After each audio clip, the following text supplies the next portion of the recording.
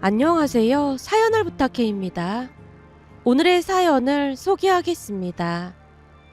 결혼 전 시댁에 첫 인사를 가던 날 가족 모두 밥상을 차리느라 분주해 보였기에 저도 팔을 걷어붙이고 형님에게 물었어요. 형님, 제가 뭐 좀 도와드릴까요? 아니요. 민서 씨는 손님이니까 그냥 앉아 있어요. 형님의 말투는 약간 고압적이고 쌀쌀맞았다고 해야 할까요? 어찌나 단호하게 말을 하던지 자리에 앉아서 눈치만 보고 있었습니다. 그런데 잠시 후 시어머님이 저를 빤히 바라보다가는 푸념을 늘어놓았어요. 엄마 없이 자라서 그런지 눈치가 많이 없네. 라는 말에 잘못 들었나 싶어서 시어머님을 뚫어져라 바라보던 순간 형님이 애교 섞인 목소리로 물었습니다. 어머님, 엄마 없이 자라서 누가 눈치가 없어요? 누구긴 누구야. 네 예비동서 민서를 말하는 거지. 민서 씨가 왜요? 다 같이 음식 준비하는데 혼자 멀뚱거리고 있잖니. 이런 건 친정엄마가 알려줘야 하는 건데. 시어머님이 혀를 차며 고개를 절레절레 흔들었는데요. 순간 형님 입에서 기가 막힌 말이 새어나왔습니다. 어머님은 맨날 말이 바뀌시는 것 같아요. 말이 바뀌긴 무슨 말이 바뀌어. 며칠 전까지만 해도 제가 너무 말대꾸한다고 야단치셨잖아요. 저는 엄마가 있는데도 왜 이렇게 어른들한테 말대꾸라는 걸까요? 엄마 밑에서 가정교육을 똑바로 못 받아서 그런가 봐요. 제가 지금 엄마한테 전화할 테니까 어머님이 친정엄마한테 가정교육을 왜 이렇게밖에 못 시켰는지 따져야 할 것 같아요. 형님이 휴대폰을 집어들자 시어머님이 화들짝 놀라며 외쳤습니다. 아니 따지긴 뭘 따져. 얘가 큰일 날 소리 하고 있네. 시어머님이 형님을 뜯어 말리고 있었습니다. 그 모습에 가족들 모두 웃음을 참느라 애쓰고 있었는데요. 형님이 다시 말을 이어갔습니다. 어머님도 아시다시피 큰댁 형님이 어떻게 했는지 보셨잖아요. 어쩜 아파트 사는데 돈 안 보태준다고 쫓아가서 그 난리를 칠 수가 있어요. 그날 큰어머님 충격으로 쓰러지시고 난리도 아니었잖아요. 그리고 그것뿐만이 아니었잖아요. 넌 그 얘기를 왜 또 꺼내고 그래? 그 형님도 부모님 두 분 멀쩡히 살아계신데 왜 그랬을까 싶어서 말씀드린 것뿐이에요. 알았다. 내가 잘못했으니까 그만 좀 하자. 넌 어떻게 된 게 내가 무슨 말만 하면 죽자고 달려들어. 아무래도 제가 가정교육을 잘못 받아서 그런 것 같아요. 옛말에 윗물이 맑아야 아랫물이 맑다는 말도 있잖아요. 그러니까 어머님이 올바르게 잘 가르쳐주시면 받들어 모시겠습니다. 형님이 거수경례까지 한 채 외치자 시아버님이 흐뭇한 표정으로 입을 열었어요. 동서지간에 그렇게 서로 위하고 살아야지. 우리 맏며느리가 하는 행동을 보니까 아주 안심이 된다. 우리가 없어도 동생들 잘 챙기면서 살겠어. 당신 맏며느리를 누가 말리겠어. 암튼 말빨 좋은 건 알아줘야 한다니까.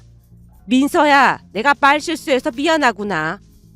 잘못했을 때는 어른일지라도 바로 사과하시는 어머님 모습 참으로 아름답습니다. 저도 그 모습을 그대로 본받도록 하겠습니다. 형님이 다시 외치자 가족들 모두 박장대소를 했는데요. 형님은 첫 인상과는 달리 참으로 현명한 사람이었어요. 그러다 보니 내심 안심이 됐습니다. 물론 잘못된 부분에 대해서는 쓴소리도 거침없이 할 게 분명해 보였지만 적어도 불합리한 것으로 힘들게 할 것 같아 보이진 않았으니까요. 그날 시댁 가족들과 시간을 보낸 뒤 집에 가기 위해 나왔더니 남편도 따라 나왔어요. 민서야, 내가 데려다 줄게. 아니야, 전철 타면 금방인데 뭐하러 그래. 조금이라도 같이 있고 싶어서 그러니까 말리지 마. 라며 남편이 저를 데려다 줬는데요. 가던 도중 남편이 다시 한번 사과를 했습니다. 오늘 우리 엄마 때문에 기분 많이 나빴지. 기분이 조금 안 좋으려고 했는데 정훈씨 형수님, 그러니까 형님이라고 해야 하는 거지? 형님 덕분에 기분 나쁠 것도 없었어. 우리 형수님이 한 성격 하긴 하는데 나쁜 분은 아니야. 나쁘긴 왜 나빠. 완전 좋아 보이시던데. 성격도 엄청 밝아 보이시고 인성도 좋아 보이시더라고. 우리 형수님이 밝고 인성이 바른 분이긴 하지. 근데 처음에는 형수님 때문에 엄마가 엄청 힘들어했어.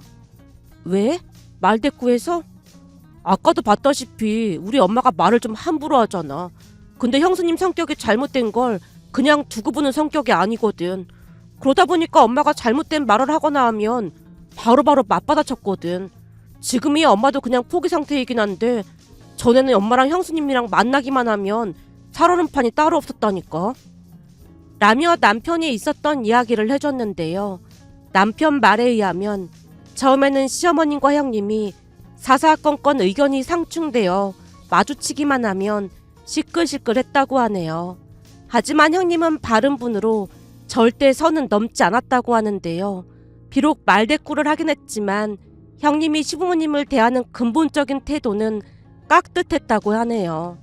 그러다 보니 시간이 지나면서 시어머님도 형님에게 익숙해져 갔답니다. 우선 가장 크게 문제가 됐던 부분은 제사였다고 했습니다. 남편 말에 의하면 형님도 회사를 다니다 보니 첫 제사에 참석을 못했던 모양이었어요. 그 바람에 시어머님이 주말에 형님을 불러서 잔소리를 했다네요. 얘, 니들 결혼하고 첫 제사니까 되도록이면 내가 참석하라고 했잖니? 근데 어쩜 코빼기도 안 비칠 수가 있어. 네, 맞아요. 어머님이 분명히 되도록이면 이라는 말씀을 하셨잖아요. 근데 저는 회사 일 때문에 도저히 시간을 낼 수 없었거든요. 그래서 그 일만 보냈는데 뭐가 잘못됐을까요? 너 지금 말꼬리 잡고 늘어지는 거니? 어머님, 말꼬리 잡고 늘어지는 게 아니라 제가 다니는 회사가 연봉도 높고 복지도 좋다고 절대로 그만두지 말라고 하셨잖아요. 그거야 당연하지. 이름만 대면 알아주는 회사인데 그만두긴 왜 그만둬? 그러니까요. 절대로 회사를 그만두면 안 되니까 그럼 회사 일을 열심히 해야 하는 게 맞는 거잖아요. 혹시 어머님은 제사 때문에 제가 회사에서 밑보여서 잘리길 바라시는 거예요? 뭐? 제사 때문에 회사를 잘려? 얘, 너 너무 오버하는 거 아니니?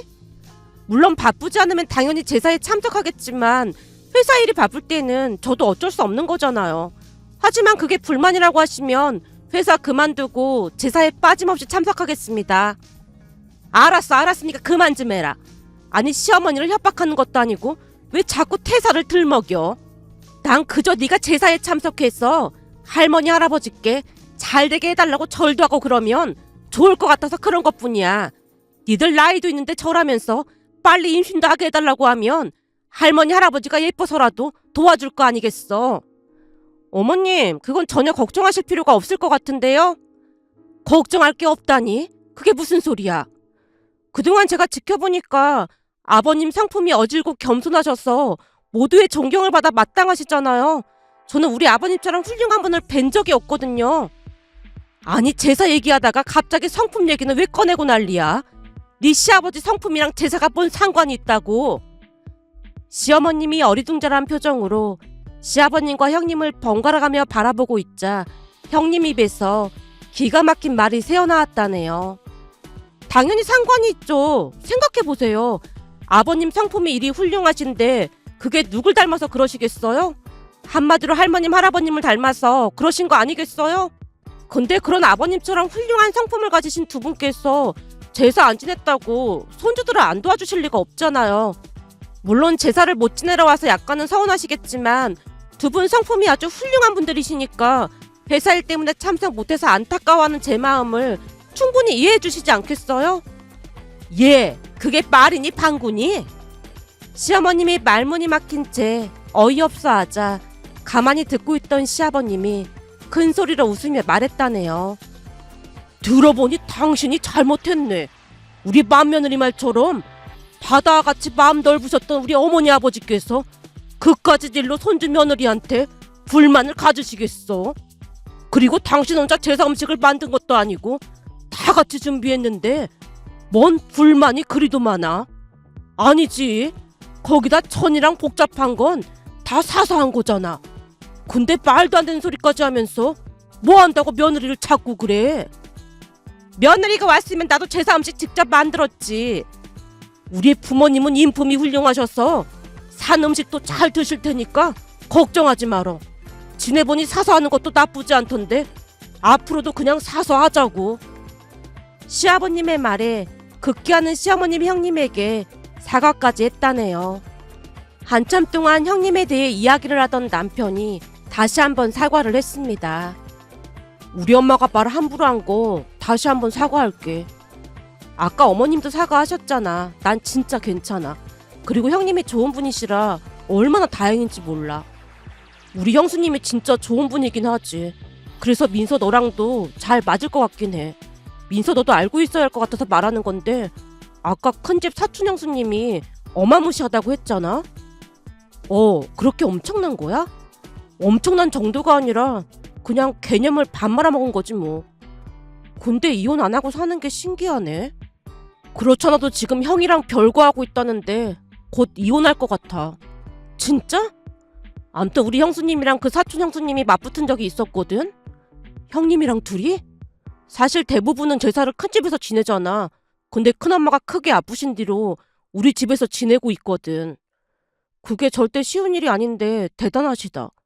대단한 게 아니라 우리 엄마 성격에 처음에는 절대 안 된다고 난리쳤었지. 근데 꿈에 할머니 할아버지가 자꾸 나타나셔서 용안대 가서 물어봤던 모양인데 제사를 안 지내서 그런 거라고 했더나 봐. 그래서 어쩔 수 없이 제사를 가지고 온 건데 그것 때문에 그 사촌 형수님이 난리를 쳤잖아. 제사를 가지고 왔다며. 그럼 그 사촌 형님은 편해진 거 아니야? 그러니까 이상한 사람이라는 거지. 이런 말하기 좀 그렇긴 한데 난 살다 그런 악질은 처음 본다니까. 제사를 우리가 가져가면 절대 안 된다고 난리를 치는 거야. 아, 그럼 장손인 사촌형이 가져가겠다는 거구나. 대부분은 그렇게 하긴 하잖아. 그렇지. 만약 그런 경우라면 당연히 사촌형이 가지고 가는 게 맞긴 하지. 근데 어이가 없었던 게 뭐냐면 사촌형수는 제사를 지낼 마음이 없다는 거야. 그러면서 큰엄마 보고 계속 제사를 지내라고 하는 거지. 큰어머님이 많이 아프셨다며. 그렇지. 그때 당시에는 잘못되시는 거 아닌지 초상집 분위기였다니까. 근데도 큰엄마한테 제사를 지내라고 그 난리 부르스를 쳤다니까. 남편이 알 수 없는 말을 하는 모습에 저 또한 어이가 없어서 멍이 듣고만 있었는데요.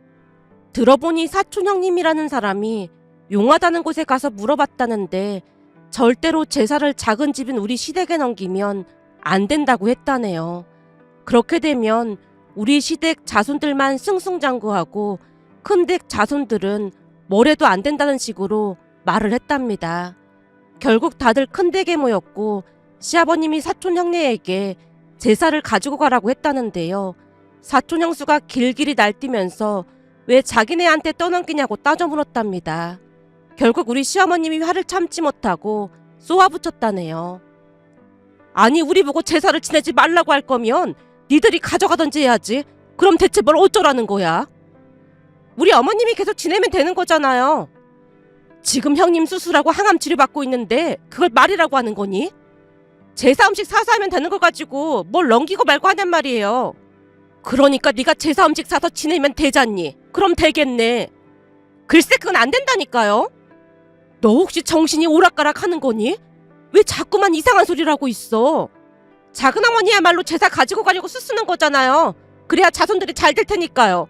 제가 어디 가서 물어봤는데 제사 가지고 가면 작은어머니네 자손들만 잘 된다고 했단 말이에요.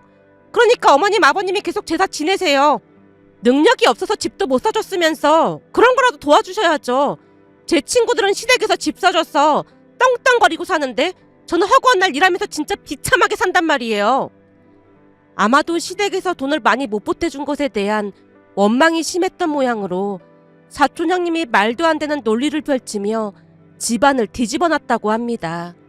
결국 사촌 아주버님이 끌고 나가면서 얼추 마무리가 됐다고 하지만 가족 모두 어이가 없어서 말이 나오질 않았다네요. 남편 말을 듣다가 제가 다시 물었습니다. 진짜로 그런 억지를 부렸단 말이야? 근데 난 좀 이해가 안 되는 게 그런 성격으로 결혼을 어떻게 한 거야? 결혼 전에는 세상에 그런 천사도 없다고 할 정도로 진짜 잘했어. 그러다 보니까 다들 속은 거지 뭐. 근데 형님이랑 한바탕 했다는 건 뭐야? 아, 그거 조금 전에 형수님이 첫 제사에는 참석을 못했다고 했잖아. 문제는 두 번째 제사에는 참석을 했거든. 근데 그날 사촌 형수님이 집에 찾아와서 난장판을 만들어놨어. 난장판이라니? 어디서 이미 술을 잔뜩 마시고 왔던 모양으로 술 냄새가 진동을 했는데 제사를 우리 집에서 지내지 말라고 음식을 밀치고 난리도 아니었어. 그 바람에 상위에 있던 음식들이 다 떨어지고 난리가 났고 말이야.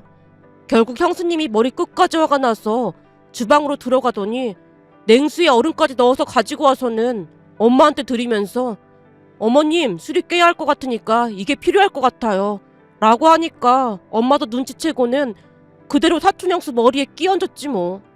진짜? 그래서 사촌 형수가 길길이 날뛰면서 우리 엄마한테 달려들었는데 우리 형수님이 순식간에 사촌 형수 다리를 걸어 넘어뜨렸어. 결국 사촌 형수가 요글요글 하면서 집을 나갔는데 형수님이 베란다에서 가만히 내려다보다가는 술 취해서 운전을 하는 것 같다고 하는 거야.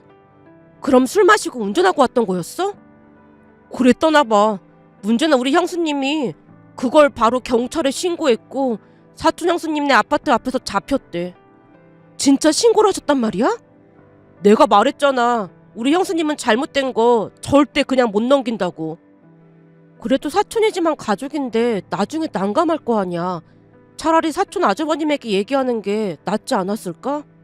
그랬던 이유가 있었는데 사실 사촌 형수님이 음주운전을 한 게 그게 처음이 아니었거든.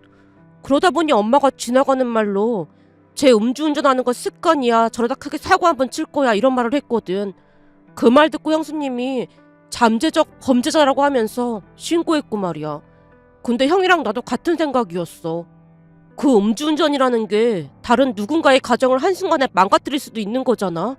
거기다 형수님이 더욱 신고를 했던 이유가 형수님 외숙모님이 음주운전한 차량의 사고를 당해서 한동안 혼수 상태에 있다가 깨어나셨다고 하더라고.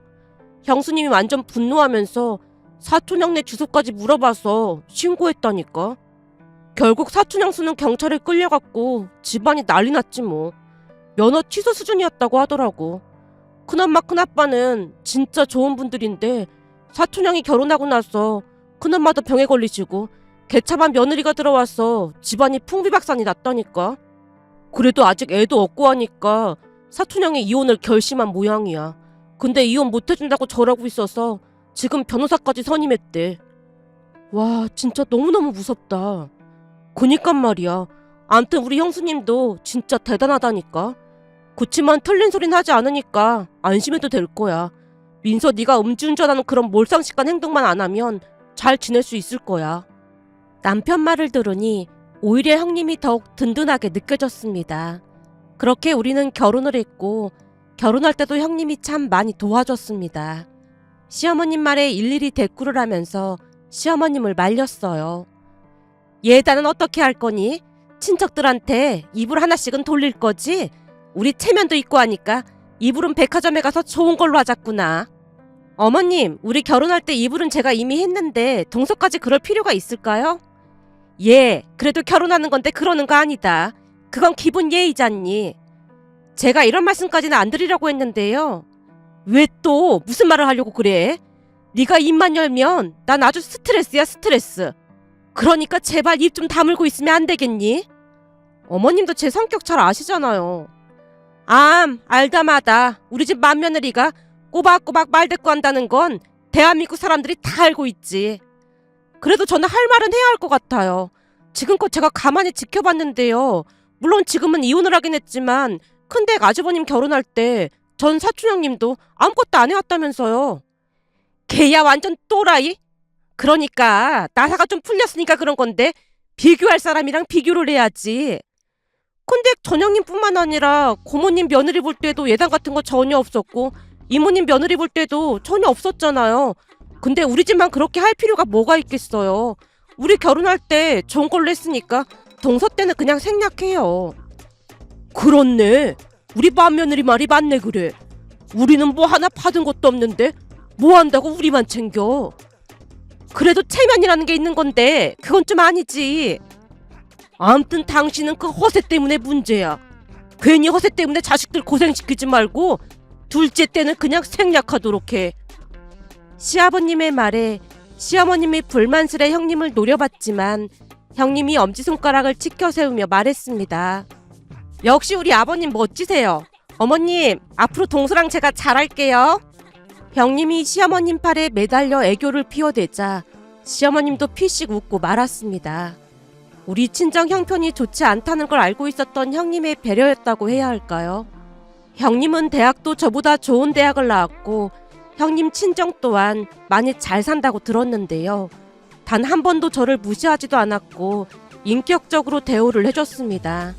그런 형님 덕분에 큰 어려움 없이 잘 살고 있답니다. 물론 간혹가다 형님에게 혼이 나기도 했지만 친언니에게 혼나는 것 같은 그런 기분이었기에 어느새 저도 배시시 웃으며 형님에게 애교도 부려댔습니다. 사실 우리 친정은 엄마가 돌아가시고 아빠가 재혼을 했던지라 새엄마가 큰 정이 없었습니다. 새엄마가 우리 남매에게 함부로 하진 않았지만 가족 간의 끈끈한 정 같은 건 느끼지 못한 채 살았으니까요. 그러던 와중에 형님이 진심으로 아껴준다는 생각이 들면서 그렇게나 기분이 좋을 수가 없었는데요. 제 생일날에는 남동생을 초대해서 같이 식사까지 하면서 즐거운 시간을 보내기도 했습니다.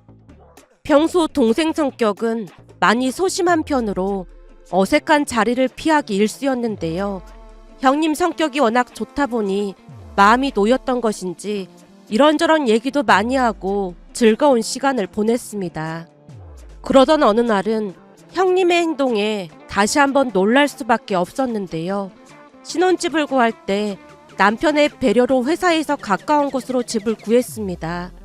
그런데 처음에는 몰랐는데 한두 달 정도 지나다 보니 옆동에 중학교 동창이 살고 있었습니다. 제 성격이 워낙 내성적이다 보니 학교 다닐 때도 그냥저냥 알고만 지내던 사이였지만 아파트에서 한두 번 마주치다 보니 어느 순간부터 친구가 친한 척을 했습니다. 하지만 제 기억으로는 그 친구는 엄마가 돌아가신 걸 약점으로 삼고 저를 무시했던 기억이 있었기에 거리를 두려고 노력을 했는데요. 굳이 집까지 찾아와서 친한 척을 했어요. 어느 날부터는 출근할 때 아예 1층에서 기다리고 있었기에 제 입장에서는 무척 난감할 수밖에 없었습니다. 하필이면 친구도 우리 회사 근처에 회사를 다녔던지라 핑계거리를 찾기도 쉽지 않았거든요. 그러면서 다시 한번 느꼈던 것이 사람 본성은 변하지 않는다는 것이었는데요. 그 친구는 여전히 저를 깔보며 무시하는 말을 자주 하곤 했습니다. 가령 제가 새 옷을 사서 입고 가면 위아래로 훑어보며 말했어요. 어머 민서야, 옷 새로 산 거야? 남편이 새로 하나 사줬어. 그래? 근데 남편이 일부러 이런 옷을 사준 것 같네.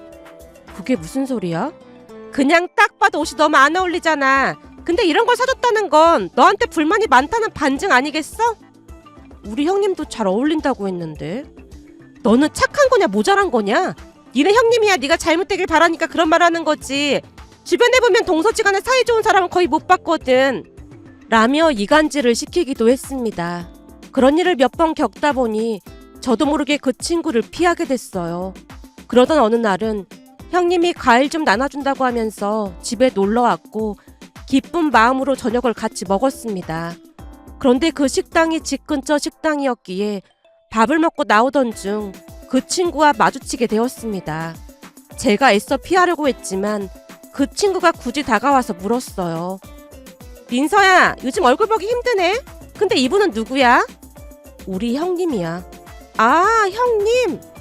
친구가 형님과 저를 번갈아 가면서 바라보다가 형님에게 살짝 고개를 숙이더니 제게 다시 물었어요. 근데 민서야, 머리 새로 했어? 머리가 좀 무거워 보여서 살짝 웨이브 파마했어. 네 얼굴이 좀 둥근 편이라 그런지 머리 스타일이 좀 별로다 얘. 원래 딸들은 엄마랑 같이 미용실 다니고 그렇거든. 그럼 엄마가 옆에서 많은 조언을 해주고 그러는데 넌 엄마가 없으니까.